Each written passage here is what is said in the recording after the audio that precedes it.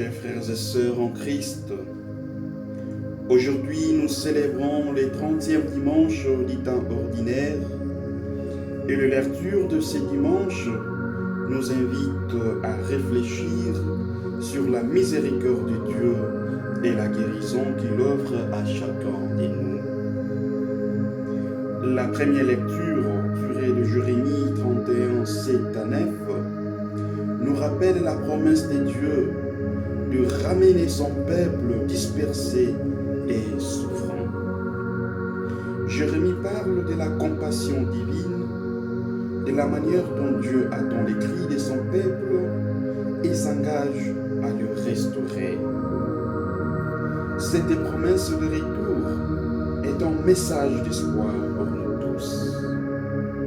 Peu importe la distance à laquelle nous nous sentons à Dieu, peu importe nos souffrances ou nos épreuves, Dieu est toujours prêt à nous ramener dans ses bras aimants.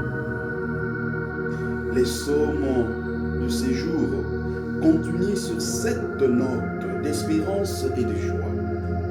Quand le Seigneur ramenant les captifs de Sion, nous étions comme un rêve. Les psalmistes expriment la jubilation et la gratitude des croyants lorsque Dieu agit en leur faveur.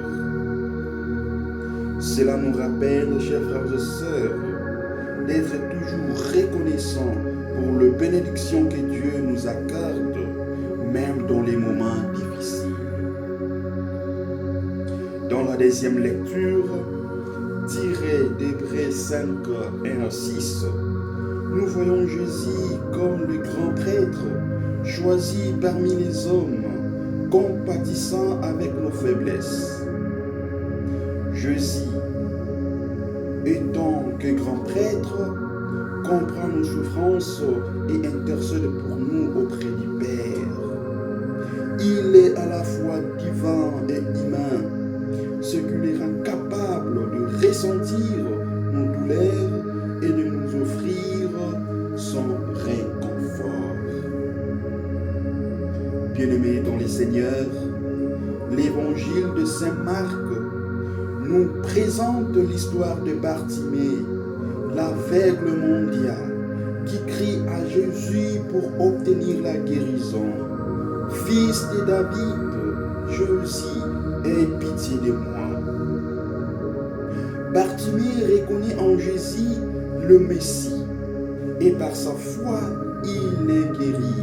L'importance de la foi. Aujourd'hui, demandons au Seigneur d'augmenter notre foi. Jésus répond à sa demande non seulement à lui rendre la vue, mais en reconnaissant sa foi profonde. Ce récit de Bartimée est un puissant rappel que la miséricorde de Dieu est accessible à tous ceux qui la recherchent avec un cœur sincère. Jésus attend nos cris, peu importe à quel point nous nous sentons insignifiants ou perdus.